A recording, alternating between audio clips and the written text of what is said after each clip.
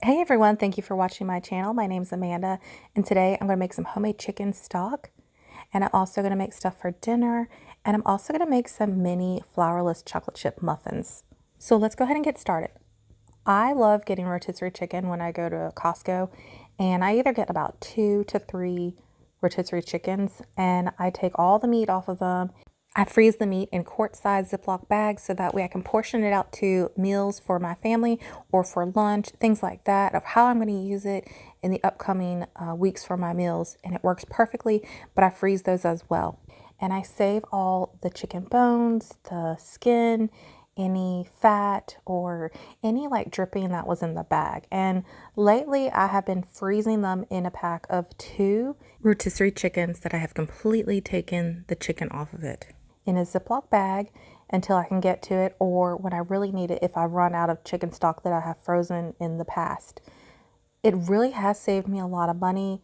I don't buy any more gluten-free chicken broth, chicken stock, because this really does help save me a lot of money.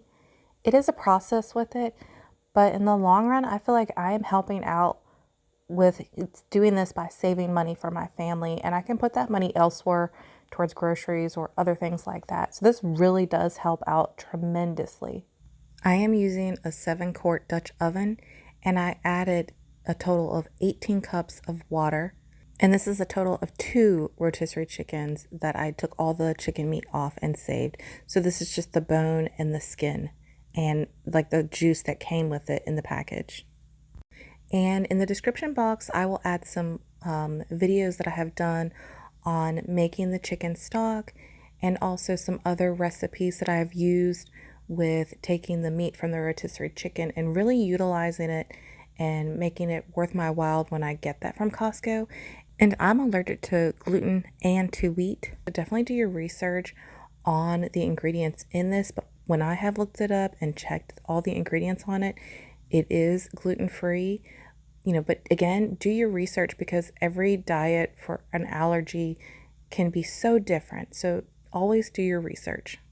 Our kitchen light is still down, so I have the light above the stove. I have some lights above my kitchen sink area, and I also pulled out the lamp from my daughter's bedroom. But my youngest, he is down from a nap, and my 2 other are at school. So I am really trying to utilize this time to get things done around the house and in the kitchen. And I love to take my sponges and cut them in half because who really needs all that big piece of sponge? And it just really helps saves money that way. My chicken stock has finally come to a nice boil, so I'm going to cover it and I'm going to turn it to low and I'm going to let it sit for an hour. Whenever I get my son down for a nap, I really try to utilize my time wisely and get things done that I need to get done. It has been very different in my kitchen since my light has been out. So lately I have just been really, prepping things that I can that I know are really easy to do. And we've gone through a lot of meals that I've already prepped from the freezer. So that's really helped me out a lot. My dishes are finally done. It's nice to get that out of the way. Now I'm going to go grab the stuff out of the freezer in the garage for dinner tonight. The pasta sauce is a homemade pasta sauce with ground turkey and tomatoes that I made into a pasta sauce. And also we're going to be using a cheese tortellini that we got from Costco, and they freeze so nicely and they're perfect for when you're in a pinch trying to find something to whip up easily for dinner. And I love freezing pasta sauce. So when I make pasta sauce, I like to make more because in that way I can freeze some and have for another meal for another night, and it works out so perfect. I'm also going to be making some gluten-free pasta for myself because I am allergic to gluten and to wheat, and so this is what we're going to have for dinner tonight. It's going to make it really easy. My youngest just woke up from a nap and he's so excited he gets to have the scooter and the bike in the house, so he's really excited about that right now. So here's how my light situation looks right now. I have my daughter's lamp in here. I have the lights above the sink area. I have the light above the kitchen buffet, and here's the light that is not working right now. So hopefully my husband can get to that soon. He has 2 days off coming up soon, so I'm praying we can fix that. And then I have the light above the stove, and I have candles too. So yeah, there's my daughter's lamp. And then, oh, my friend gave me some eggs from her chickens, and look how beautiful those color eggshells look. I'm so excited. I'm so blessed, and it's amazing to get some fresh eggs. and they are just so tasty. It was so kind and sweet of her to do that. My family thoroughly enjoyed having them for breakfast one morning. It was such a treat. I do a lot of baking, so this was definitely a huge blessing. But look how beautiful the colors are. They are just gorgeous. So right now I'm just heating up the pasta sauce in the microwave and getting the water going to boil the cheese tortellini. And I'll also get out another pot to make my gluten-free pasta. Thursdays are normally my busy days. I try to get a lot of stuff done around the house before Friday hits, because then my husband has the two days off coming up. And, you know, I always try to do a lot of fun things with the kids and the family on the weekend. And so Thursdays are like my let's get everything done, what I can get done on Thursday. So I have stuff to get done even on the counter over here to the right. That's my I need to go through pile. The kids always bring me things to go through from school, their artwork, their homework, you know, odds and ends, little things like that, or stuff they want me to fix. But I am making my dinner now because we also have an appointment after school. So by the time we go to the appointment and then come home, we have homework to do and then eat dinner. So I always try to make things very easy and smooth, especially with the 3 kids, and trying to help the 2 older ones with homework and if they have questions or anything like that. Of course, I accidentally got a wheat cheese tortellini in the water that I was going to put my gluten-free pasta in. So now I'm going to have to scoop this out, dump the water, rinse the pot, add new water into it, and start all over with it. That's the downfall about being gluten-free, is you really have to be careful. I rinsed up the pot and got some new water, and now I can start boiling it for my gluten-free pasta. I do like getting this cheese tortellini once in a while from Costco. It comes in a 2-pack. I forget the price, but it does, again, freeze very nicely in the freezer, and it makes it to where I can pull it out for other nights like tonight. It worked out perfect. I am going to go ahead and make a mom breakfast because I've just been going. I've not had time to really take time to make something for myself. So I am doing a Slim Fast shake, making it really easy. I'm using the rich chocolate royal. It's gluten-free. And I am using coffee that I made a few days ago, and I let it cool down before I put it in the refrigerator. So that way it's nice and cold. And in this one, I also did my fig leaves in it too. So I can link that in the description box down below on how I make that. And then, so I'll add that, some ice. I'm going to add some French vanilla. And I got this one from Aldi's. And I'm also going to add some almond milk. I got that from Aldi's as well. And going to do 1 scoop of the rich chocolate royal Slim Fast powder. I do love this, how it is gluten-free. I don't really eye out the liquid portion of the coffee and the almond milk and the vanilla, the French vanilla creamer. So I did add more almond milk to it because it was a little bit too thick. And I always make sure that I have something for my son when I do something like this with coffee, because I don't want him to drink this, and I don't want him to drink it either because it's got the Slim Fast powder in it. But I have in the freezer some pre-made strawberry vanilla smoothies that I freeze in little kid cups, and they're perfect. And I pull that out maybe about a good 15 minutes prior to making this, so that way then it thaws and it's perfect for him, and that way he has a nice little frozen treat and I can have my mommy morning breakfast. So this works out perfect.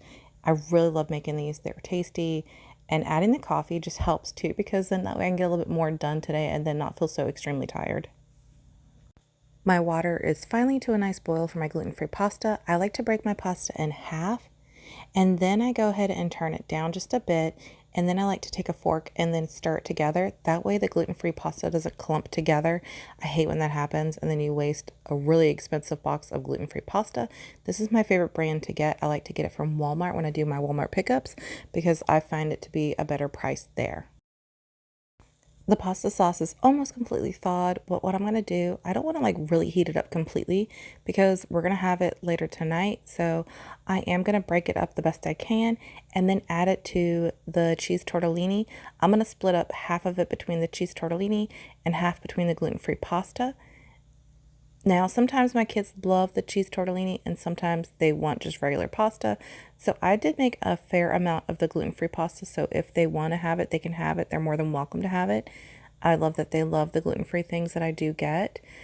And I honestly think that I need a bigger bowl for this cheese tortellini because it is so extremely hard to mix it into this bowl.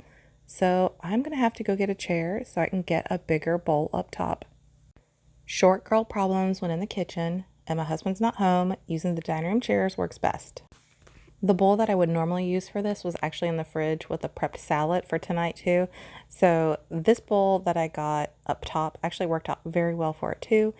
I don't really normally use this one because it is a little bit more of a bigger size, but it worked out a lot better to really toss the cheese tortellini with the pasta sauce in it. So it really helped out. And I will let the cheese tortellini with the pasta sauce cool down before I wrap it up and put it in the fridge. But it feels so great to have dinner already made in the morning to have for tonight. And my chicken stock just got done, so I'm going to remove the lid and I'm going to let it cool down before I go ahead and put them in the containers. The chicken stock and my gluten-free pasta are almost done, so I'm just getting everything out that I need for that, so that way it's easier and just ready. I love using a measuring cup to scoop out the chicken stock and then pour it into the sifter. It really makes it easy. That way it's a really nice good scoop, and I'm using a 1 cup measuring cup for that. And I love these containers here. I got these from Amazon. They work amazing. They're great for even making homemade salsa or homemade pasta sauce and freezing it. It really works perfect. So my gluten-free pasta is ready to go. So I'm going to go ahead and drain the water on that and continue letting the chicken stock cool because you want to let it cool down before you go ahead and start putting it into the containers. But the cheese tortellini looks great. The kids and my husband are going to be happy with that. And here's what I have left over for the pasta sauce that I made homemade. Some of it's still frozen, so I'll just chunk it off. And I have some fig branches that I cut from my fig trees. I'm hoping to see if I can get them to grow some roots to start growing some other fig trees. So we'll see how that goes. And I have the right size bowl this time for my gluten-free pasta. So this really does help out that I have dinner set for tonight. I am making chicken stock because we are in that time of the year where I'm going to be making soups, or a lot of my recipes call for chicken stock, and this just really does help me.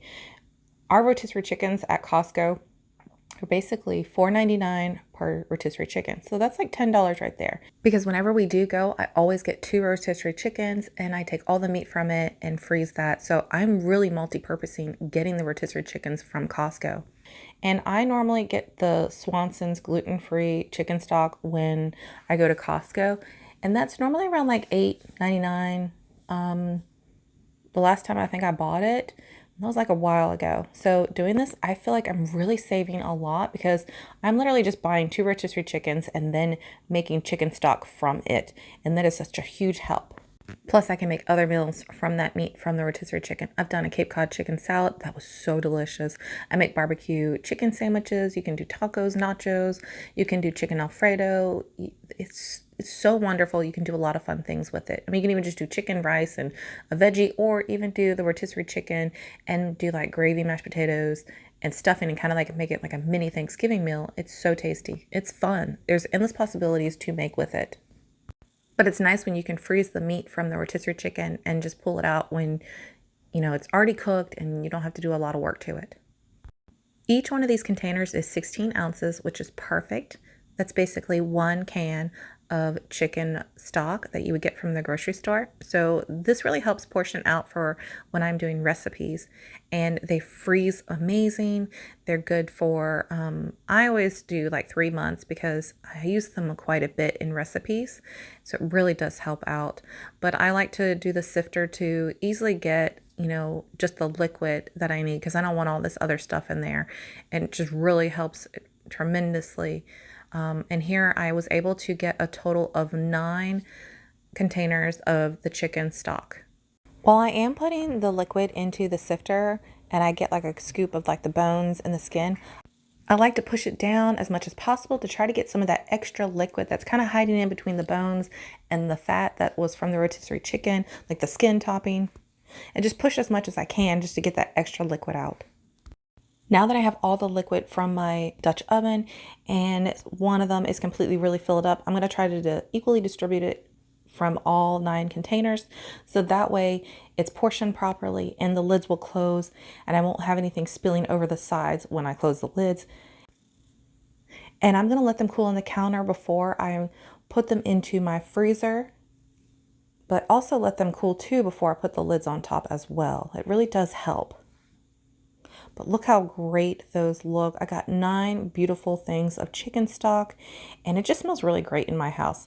I'm going to wipe up the counter before I go ahead and start making some little mini muffins. It's a new recipe that I'm going to try. So I'm getting low on my favorite gluten-free flour. That's King Arthur's Measure for Measure.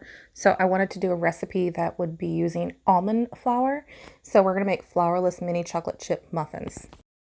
We're going to start by doing our wet ingredients first in the bowl, and we're going to use 2 eggs. And if you know me, I love to save my eggshells for my garden, and I freeze them until I am ready to bake them in the oven. Add half a cup of milk of your choice. I am using whole milk. The recipe suggests to use avocado oil. I do not have any of that, so I'm going to be using vegetable oil, and we're going to use 1/4 of a cup. Add a 1/4 cup of maple syrup or honey, and I'm actually using maple syrup. Here's the pure vanilla extract that I'm using. I get it from Costco for $9.99. I absolutely love it. A lot of people have been asking me what I use, and this is the one I absolutely love to use. We're going to use 1 teaspoon of vanilla extract. Now I'm going to go ahead and mix this all together. Now we're going to add 2 cups of almond flour. I love getting this from Costco. It's gluten-free. It's a nice size bag. And it's a great price. I can't remember off the top of my head. I think it was $11.99 for it. I can't recall. I know the prices keep going up and down. So I want to say one time I bought it for $9.99, but I want to say recently it was $11.99. But we're going to add 2 cups of it, and it is really nice. But definitely after you open it, keep it stored in your refrigerator. Now we're going to add half a teaspoon of salt and half a teaspoon of baking soda, and mix it all together.